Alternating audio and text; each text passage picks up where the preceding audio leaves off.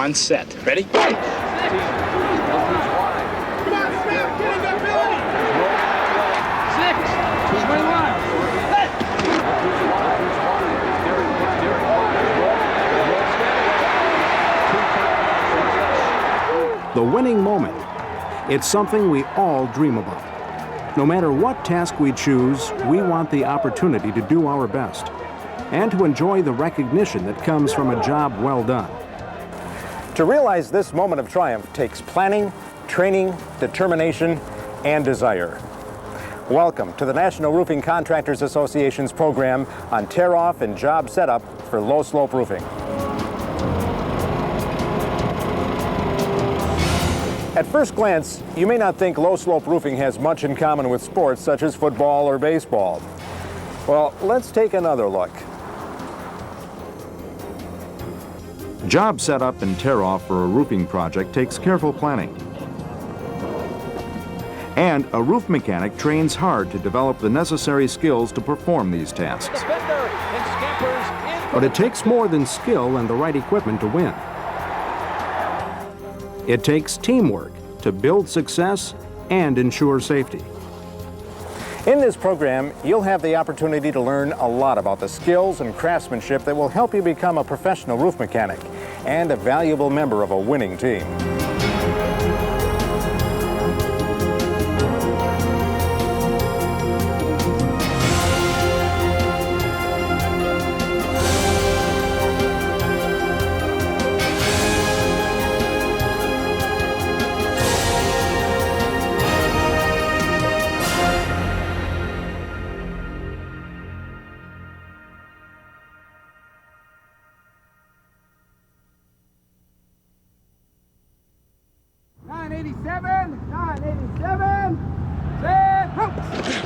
These professionals would never consider doing their job without the right equipment, like protective padding and helmets. Professional roof mechanics also need the right PPE, personal protective equipment, to safely get their jobs done. You'll be reminded throughout this program that the safe use and care of all equipment is a key part of every task you do. But remember, ultimately, you are responsible for your own safety down here and up here. And you share that responsibility with everyone around you. You also need to realize that this video is only a primer for the tasks you need to learn. Everyone will get the opportunity to try them during the in-shop and on-the-job segments of this training program. Now, let's get started by taking a look at some of the basic tools you'll need every day to work on low-slope roofing.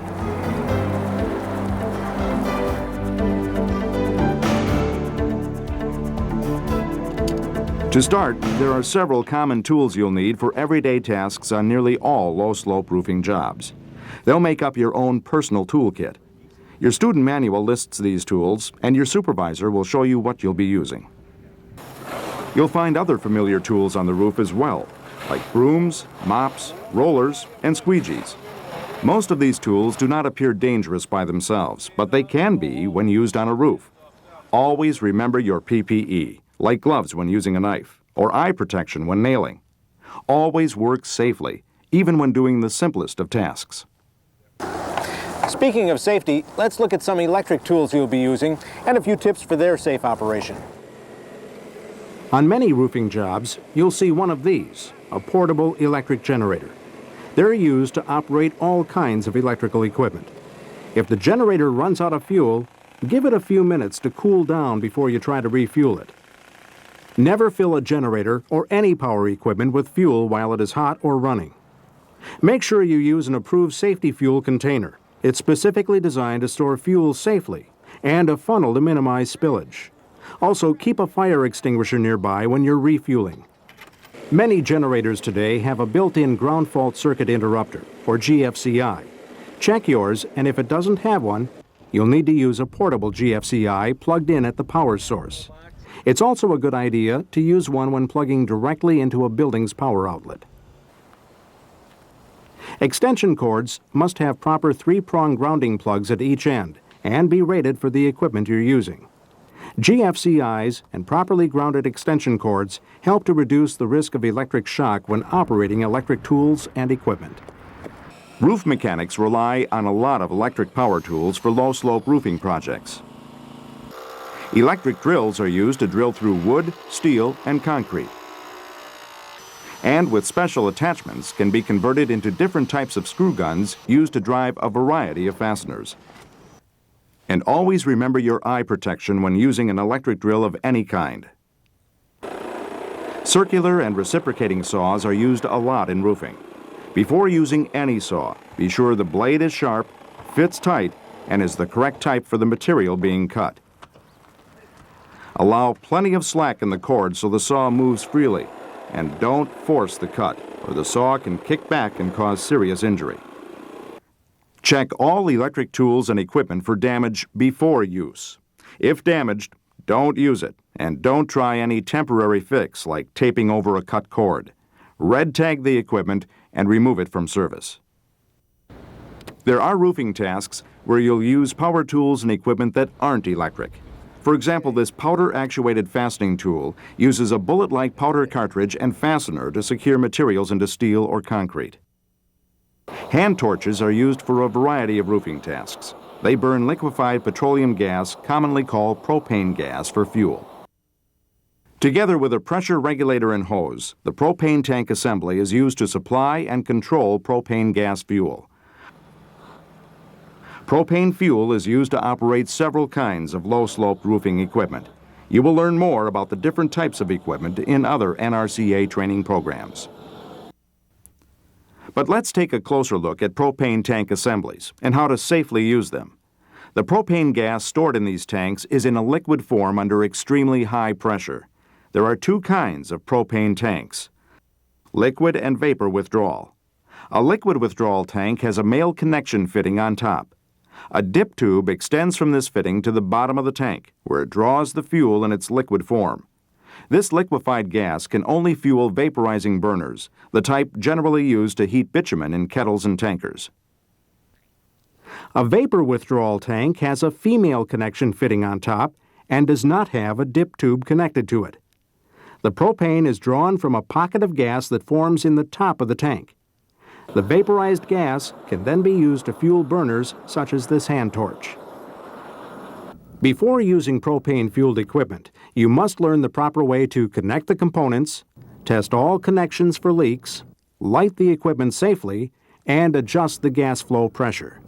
Step-by-step instructions for these can be found in your student manual, and you will practice these procedures many times.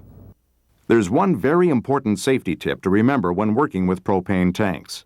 If the gas is being used up faster than it's being released from the tank can frost up, restricting the gas flow. You'll know there's a problem because white frost forms on the exterior of the tank, and the pressure drops significantly. This condition also occurs more frequently during cold weather. There is only one cure for this problem. Simply change to a larger tank. Never heat a propane tank to get rid of the frost. It won't work. And never tip the tank over, thinking you'll get more gas out. This could allow liquid propane to escape and burn out of control. Both of these efforts could easily cause the tank to explode. There are all kinds of power tools and equipment used for roofing tasks like material handling, seaming, spraying, removal, surface preparation, and disposal. It isn't possible to cover them all in a single program. The safe operation and maintenance procedures for all of this equipment will be presented in the training module for each roof system or task where they are used, some of them later in this program. Alexander in motion. A running play right away to Bunch. And speaking of maintenance, how we treat our equipment and tools is very important. If they break down, goals become more difficult to reach and you just can't win. Or even worse, if our safety equipment isn't in top condition, our health, even our lives, could be at risk. Always remember that it's everyone's job to keep all tools and equipment clean and in good working condition. You will learn basic guidelines for rooftop maintenance and startup checks during the in-shop and on-the-job segments for all of your equipment training. They may include checking drive belts and chains, lubricating bearings, or cleaning valves or tires. If you spot a problem, even if it looks minor, don't ignore it and don't start using the equipment. Correct the problem immediately if you can, or tag the equipment, remove it from the work area, and let your supervisor know. Finally, when you're finished using the equipment, clean it and be sure it's ready and safe to use for the next person. Well, that brings us to the end of part 1 of this program. Let's quickly review what we've learned. Remember your personal protective equipment, PPE, and always look after yourself by wearing them when needed. Remember the importance of fall protection equipment as well. We checked out some basic tools and equipment, small and large, that you'll use on the job. We also learned how important it is to take proper care of every tool and piece of equipment you use. Both job production and the safety of you and your crew depend on it. You're an important part of a team. By taking care of your equipment and looking out for each other, you will be able to enjoy success and safety on the job, and some winning moments of your own.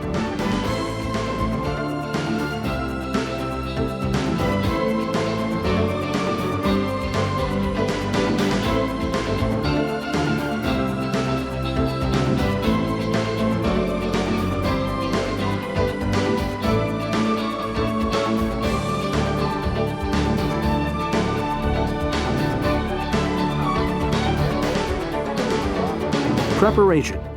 Every success begins with a well-thought-out plan that moves a team ahead and takes into account possible hazards. In order to succeed, a job setup requires careful planning for each stage of the proposed project. In part 2 of this video, we're going to look at the job setup stage for low-slope roofing. Every roofing project has its team leaders. The estimators, project managers, superintendents, and foremen are responsible for most of the pre-job planning. They will designate the ground setup area where materials are stored and hoisted up to the roof. They'll check the building and parapet wall heights, figure out roof access, and choose a setup location on the roof. They know the equipment and materials that will be required, the number of disposal chutes you'll need to assemble, and the necessary fall protection equipment to set up. Your team leaders will look for problem areas inside and out, and also make recommendations for protecting the grounds in nearby buildings from noise, dust, fumes, or overspray. Your first duty on site is to be observant and stay alert. Your safety and that of your team members depends on all of you keeping an eye out for each other. Speak up if you find problems, anything that you believe looks dangerous. Learn to watch for falling debris, weak spots in the roof that someone could fall through, gas leaks, or any other dangers. Also, don't be afraid to ask your supervisor questions. That's why he's there.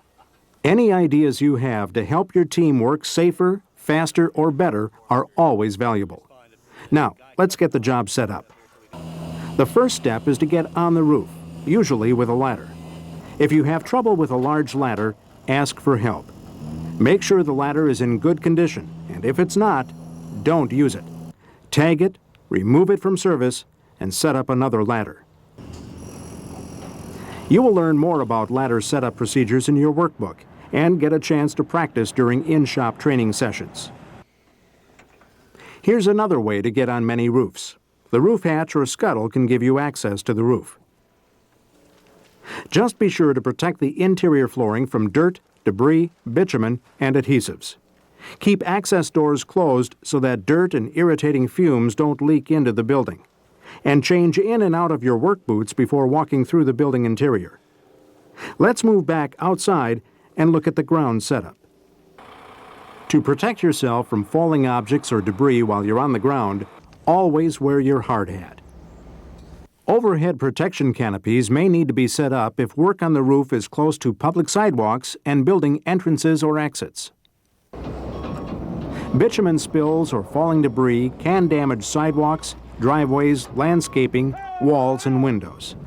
Sweeping dirty water off a roof can also stain exterior walls. Protect all work areas with tarps or plywood. Before dump trucks and dumpsters can be brought in, protect soft ground using plywood sheets or wood planks. And avoid driving over sidewalks. They're not strong enough to support the heavy loads. Many times, materials are stored or equipment is set up on the ground, usually near the hoist area.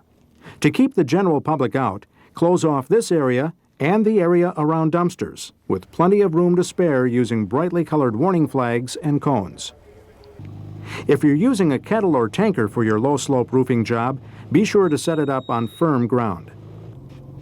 Chock the wheels on both sides, and be sure the tanker's parking brake is engaged. Also, level the unit as much as possible to reduce the risk of spillage or exposing the heating tubes. Keep an ABC-rated fire extinguisher within 20 feet, but not on the kettle. Secure the propane tanks in an upright position at least 20 feet away from any open flames. You can learn more safety and operating procedures for heating bitumen in other NRCA training programs. There's one more step to complete this setup: the bitumen supply lines. When you're assembling supply lines, pay close attention. Be sure the couplers fit together tightly, because you don't want hot bitumen to leak. This can cause severe burns and property damage in a flash. You may have to heat the couplers to soften old bitumen lodged in the pipe threads to make sure the coupler ends seat firmly together. When tightening the coupler, use 2 pipe wrenches in opposite scissor-like directions to secure a tight fit. You may also run across these knockoff type couplers. This process is repeated until enough pipe sections are assembled to complete the desired length. Hoist one end of the assembled pipe to the roof and connect the other end to the coupler of the outlet pipe on your tanker or kettle. When heating this coupler, it is extremely important never to point an open flame into the outlet pipe or any opening where fumes can seep out of the tank. This could ignite fumes inside the tank, causing a powerful explosion. Point the torch flame up and away from the pipe while heating the threads, and be aware of where fumes are emitting from the tank to avoid contact with the open flame. When the line fills with hot bitumen, its weight will triple, causing it to sag and pull down on the pipe assembly. So to give it support, finish the supply line setup by tying it off securely on the roof to a stationary object, such as a support stand made just for this purpose. This will support the pipe and prevent it from slipping and falling. On a low-slope roofing project, there's a lot of material to move, and you'll need to set up some kind of hoist. Don't forget your fall protection equipment while working near the edge of the roof. You and others on your team must have a clear sight line between the ground and roof edge so everyone can easily communicate with each other. Sometimes two-way radios may be necessary. Whether your hoist is on the ground or roof, it must have proper counterweight. And keep the area around it clear of all unnecessary materials and debris. Using a hoist on the roof has its share of hazards. To keep the risk of accidents down, you must set up a guardrail at material handling points on both sides. You also must wear a personal fall arrest system whenever you are outside this guardrail. Roofing crews use many kinds of hoists and conveyors, depending on the job. You don't need to know how to assemble and operate them all right now, but you will learn how to set up and use the hoists your company uses the most as a part of your in-shop or on-the-job training in this program. One of the most important first steps of any job setup is to get all fall protection equipment in place before doing anything else on the roof. This warning line system, for example, is here to warn you and other team members that you're too close to the edge of the roof. Even if there is no hoist on the roof, you still have to set up guardrails around any potentially dangerous areas or openings, or be tied off with a personal fall arrest system. We're almost ready to begin the tear-off. Before we get to that, we need to set up a way to dispose of debris. On roofing jobs, you'll find a variety of ways for getting rid of trash and old roofing debris from the roof. Disposal chutes like this are set up near the edge of the roof. They need a solid support system including heavy counterweights. Again, there are a variety of disposal chute designs, and you will receive training on setting up the type your company uses. There are also many ways to set up open disposal slide chutes if the job conditions allow. Steel debris tubs and heavy-duty tarps are also used to collect and hoist away debris. Carefully check their condition before use. This brings us to the end of part 2 and the basics of setting up a low-slope roofing job. Before we move ahead and start tearing off, let's review these basics once more. We've learned about the many things team leaders have to plan before the job is set up, and the importance of being observant, staying alert, and contributing to getting the job done. We've looked at accessing the roof, including ladder setup and proper use of a roof hatch. Ground setup includes protecting the buildings, landscaping, and general public, as well as the setup of kettles, tankers, and their supply lines. And don't forget your hard hat. We've seen how to organize equipment and materials, and that getting them to the roof requires setting up hoists and conveyors.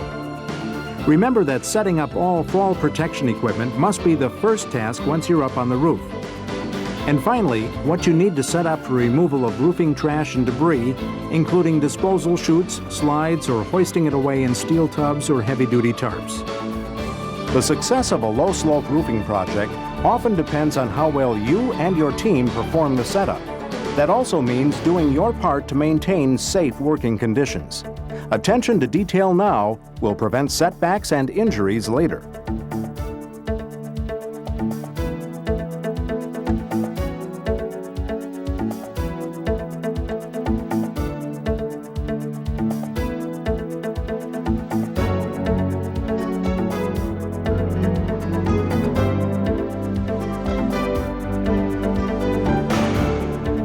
Notre Dame. It's a challenging moment. Aware of the dangers, this quarterback must use a well-practiced play and depend on his teammates' skills to score a touchdown. Low-slope roofing is filled with challenges too. For instance, how do you choose which equipment is best suited for the job at hand? What do you do when bad weather threatens? Can the roof be recovered, or is it necessary to do a complete tear-off? And how can you make sure the roof you install will go the distance? In part 3 of this program, we'll look at one of the most important and challenging jobs for a professional roof mechanic, the tear-off. Let's get started. Your supervisor will talk to you and your team about any problems or special conditions that the job presents, and he will check inside and out for any damaged areas that are visible. If you should find a problem, make sure you mark the damaged area first and then let your team know about it. Tell your supervisor so he can warn the building's owners. Another challenge you might find are pipes or electrical conduits hidden below or within the roof assembly. They're hard to see and easy to cut or screw into, and that's not a good thing. The areas should be marked off before cutting into the roof. If a conduit or pipe is damaged, immediately let your supervisor know.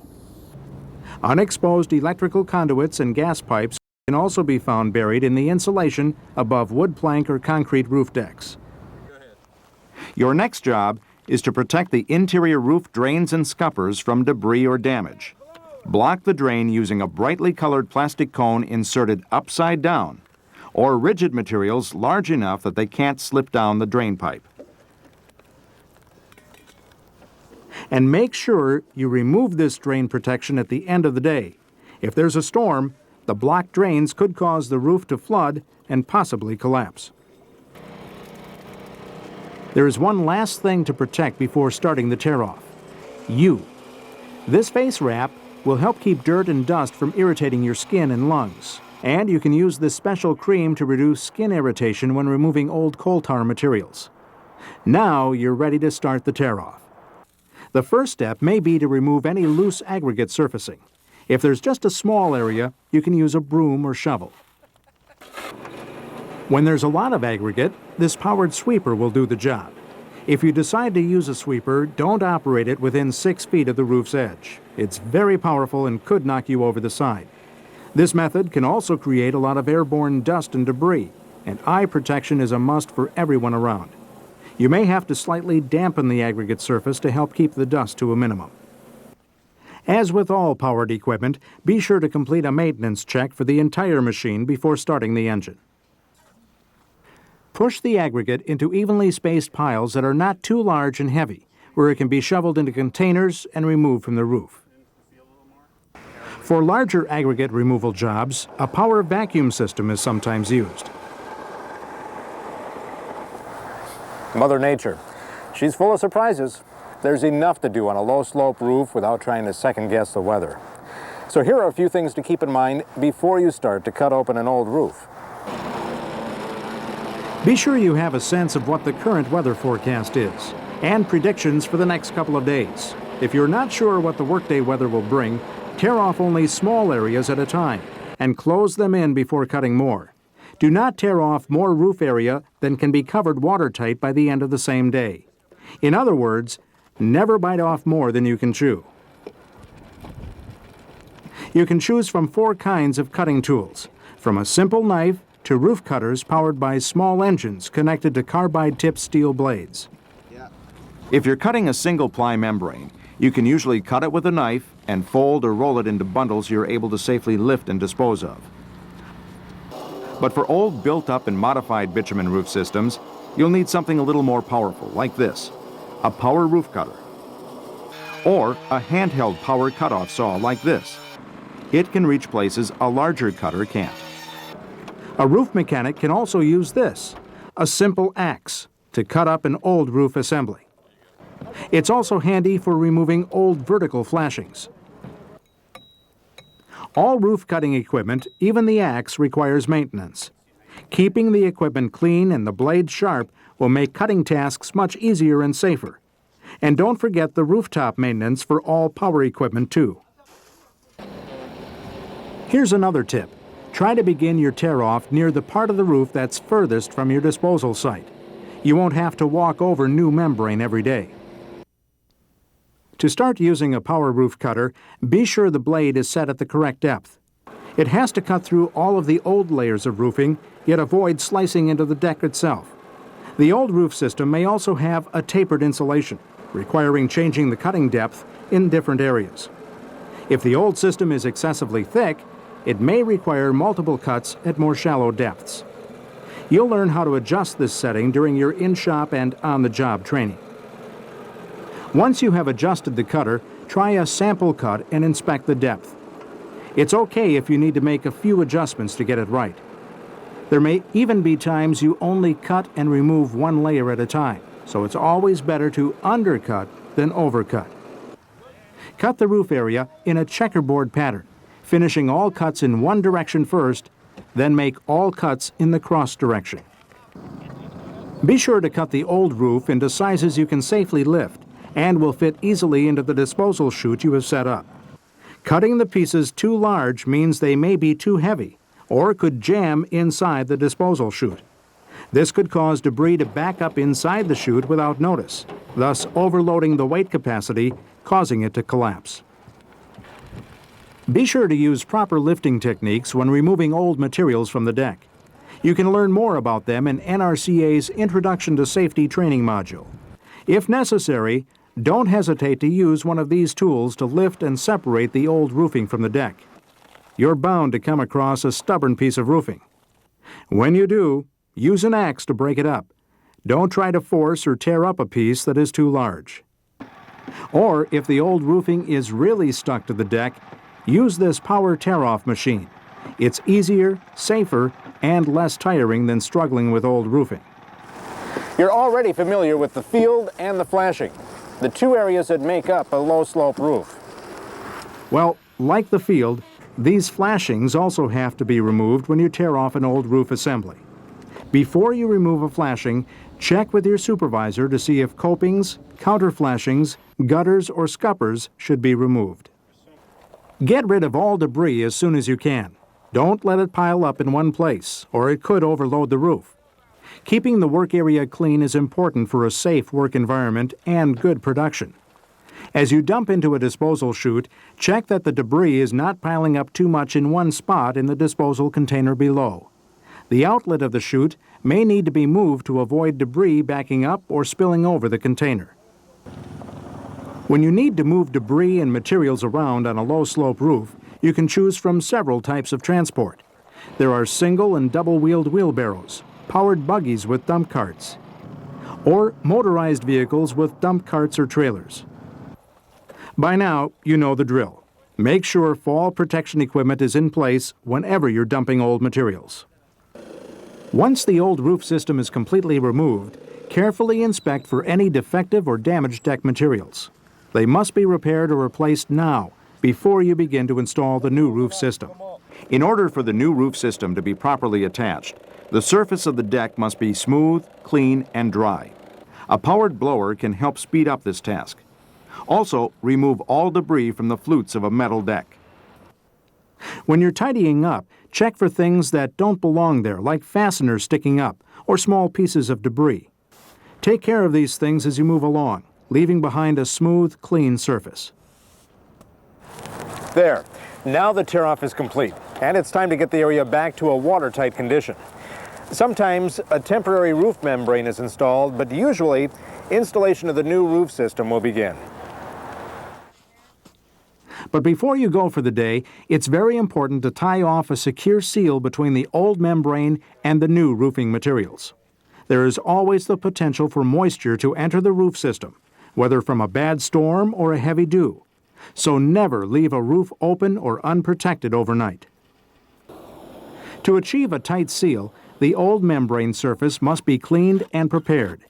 If the tie-off area has an aggregate surface, you will need to spud the adjoining edges smooth by hand using this spud bar or a powered spudding machine. A water cutoff can also be used to prevent moisture from the old roof system from entering the new. Now, there are still a couple of important things left to do before you call it a day. Double-check the new membrane for damage. Also, look closely along the tie-off area. A hollow space here is easy to step through, and openings are easy to miss. Seal anything that even looks like it could leak using a proper sealant. There are several techniques used for temporary seals between old and new membranes, and you'll learn about them during on-the-job experiences. Walk over the entire roof one more time and pick up any small pieces of debris that could blow around or wash down and block the drains. And once again, don't forget to remove the interior drain protection at the end of each day. Well, we've covered a lot about tear-off, probably more than you ever thought was involved. So it's a good time to take another look at what we've learned. Always start by getting yourself in tune with the job site, becoming familiar with any hazards or problem areas. And don't forget to look for signs of a weak deck or unseen electrical conduits and pipes. Get those interior drains and scuppers protected from debris right away, and don't forget to unplug them at the end of the day. Old roof preparation for tear-off work may include removing loose aggregate. Before you begin the day's tear-off, know what to expect from the weather, and still keep a watchful eye and ear for any changes. Remember, you don't want to bite off more than you can chew in one day. Start the tear-off at the far end away from the disposal setup. After checking over and making adjustments to the power roof cutter, cut the tear-off area in a checkerboard pattern, completing cuts in the same direction before changing to the cross direction. Use the power cutoff saw and hand axe in tight areas and for removing flashings. And don't cut pieces so large that they can't easily be lifted or disposed of. Follow safe lifting techniques when removing the old roof system, or utilize one of the many tools designed to help with this task to reduce fatigue and maximize your effort. Never force stubborn materials. Chop them apart, and don't forget you may need the power tear-off machine. Remember that a tear-off includes all of the field and usually most of the flashings. But check with your supervisor if any components, like metal copings or scuppers, need to be saved before tearing them apart. Get the debris off the roof and hauled away as quickly as possible to keep the tear-off going. Don't pile up too much debris in one place. It could overload the roof. Using wheelbarrows, power buggies, and even motorized vehicles with carts will help move materials along. Finish the tear-off by cleaning the deck of all debris, leaving a smooth, clean, and dry surface. Provide a watertight tie-off by cleaning the old membrane surface, or spudding an old aggregate surface smooth. Use spud bars or a power scratcher for this task. And finally, before you leave, carefully check over the new membrane, whether it's temporary or a finished product, to assure it will stay watertight until you return to finish the job. Remove any loose debris to prevent blocking of the drains, and check that all drains are clear one more time. That just about wraps up the video portion of this module. Let's quickly review all of the topics we've covered. In Part 1, we looked at a variety of the tools and equipment commonly used on low-slope roofing jobs, including your safety equipment. And remember how important proper maintenance and care of all tools and equipment is. Not only does the success of the job depend on it, but your safety and the entire team's does too.